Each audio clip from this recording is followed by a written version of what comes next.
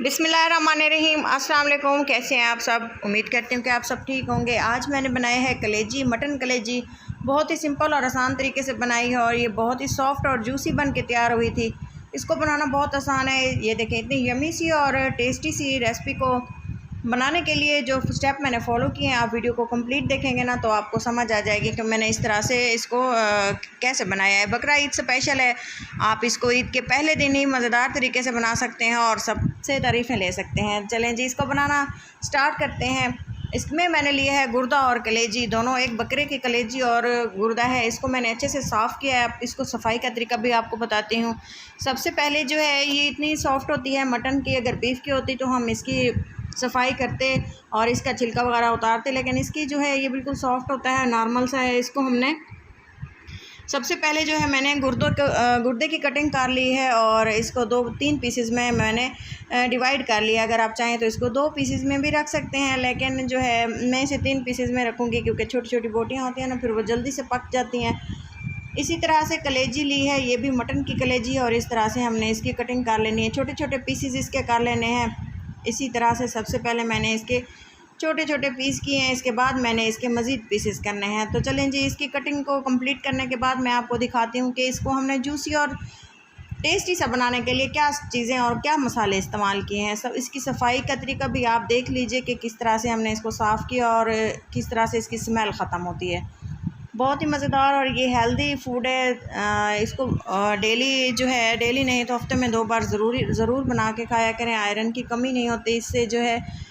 तो चलें जी, इसको कटिंग कर ली है। इसमें जो वाइट बोटी आपको नज़र आ रही है, ये भी मिस नहीं कि मैंने इसमें ऐड कर ही दी है, क्योंकि ये भी इसी के साथ ही थी और ये फ़ैट नहीं था, ये इसके साथ एक स्किन लगी होती है, वो मैंने डाल दी है। तो इसको हमने सबसे पहले पानी ऐड किया है और इसमें मैं थोड़ा सा सिरका ऐड कर दूंगी।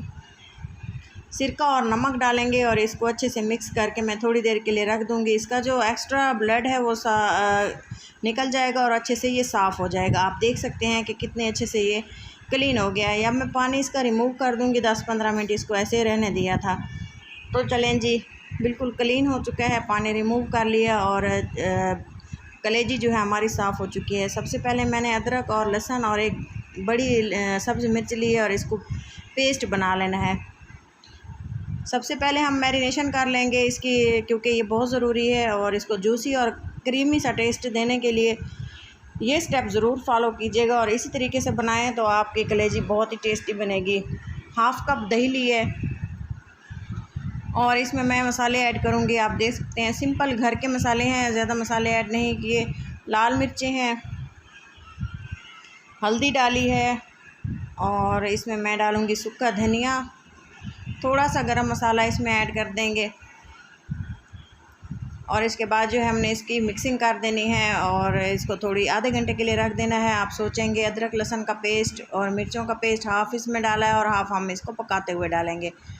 तो आप सोच रहे होंगे कि मैंने इसमें नमक ऐड क्यों नहीं किया। नमक के लिए आपको मैं ये बताना चाह रही थी कि अगर नमक कहते हैं मैरिनेशन में डाल दिया जाए ना, तो कलेजी जो है ख़ास तौर पे वो हार्ड हो जाती है। तो हमने इसको जूसी और सॉफ्ट सा बनाना है, तो इसमें मैंने नमक ऐड नहीं किया। तो चलें जी, इसको हम कवर लगा के मैरिनेशन के लिए रख देते हैं। आप इसको 3-4 घंटे के लिए रख सकते हैं। मैंने इसको आधे घंटे के लिए रखा और कवर लगा के फ्रिज में छोड़ दिया था।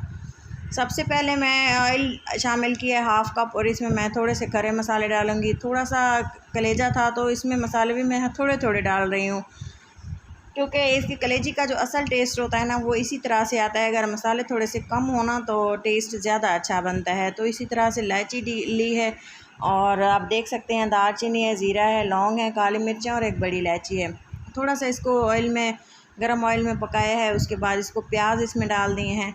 तो चलें जी, इसको पकाना स्टार्ट करते हैं। जब तक कि हमारे प्याज गोल्डन ब्राउन नहीं हो जाते, इसको हमने ऐसे पकाना है। इसी दौरान अगर आप चैनल पर नए हैं तो चैनल को ज़रूर सब्सक्राइब करते जाएं और वीडियो को लाइक भी कर दिया करें। मेहनत करते हैं आप लोगों के लिए, ताकि आप हमें फ़ीडबैक दें, ताकि हमें लगे कि हम अच्छा काम कर रहे हैं। तो ये देखें जी, गोल्डन ब्राउन होने तक प्याज फ्राई किए हैं। प्याज को इतना ही प्याज को फ्राई करें, इससे जो है अच्छे से गल जाते हैं, तो साबुत नज़र नहीं आते ग्रेवी में। तो चलें जी, इसको हमने थोड़ा सा पका लिया और टमाटर डालने के बाद थोड़ा मज़ीद पका लेंगे यहाँ तक कि टमाटर अपना पानी छोड़ दें। अदरक लहसुन का पेस्ट और मिर्चों का जो बचा हुआ पेस्ट था वो हमने इसमें डाल दिया है। अच्छी सी खुशबू आने तक पकाएंगे, यहाँ तक कि टमाटर भी घुल मिल जाएं। ग्रेवी अच्छे से तैयार करेंगे क्योंकि मेन यही ग्रेवी होती है। और ये देखें, थोड़ी देर पकाने के बाद मुझे लगा है कि इसमें हमने अब कलेजी वगैरह ऐड कर देनी चाहिए। इसके साथ ही मज़ीद भी मसाले पकेंगे और कलेजी भी साथ साथ पकती रहेगी। तो इसी को बनाते हैं इसको तकरीबन 10 से 15 मिनट के लिए हमने मज़ीद पकाना है। और जब तक कि ये अपना पानी भी छोड़ेगा, दही का भी पानी होता है और ये जो मसाले हैं इसमें भी थोड़ा सा पानी है। तो इसको पकाते हुए मुझे तकरीबन 10 मिनट से 12 मिनट लग चुके थे, क्योंकि इसी दौरान इसकी पकाई भी हुई थी और इसकी भुनाई भी हुई थी। तो इसको मज़ीद हमने कवर लगा के थोड़ी देर के लिए छोड़ देना है, यहाँ तक कि इसका सारा पानी जो है रिलीज़ हो जाएगा और टमाटर भी इसी में अच्छे से गलेंगे। और अगर आप इसमें इसी दौरान आप नमक भी इसमें ऐड कर सकते हैं, लेकिन मैं आगे चल के नमक ऐड करूँगी, आपको दिखाऊँगी।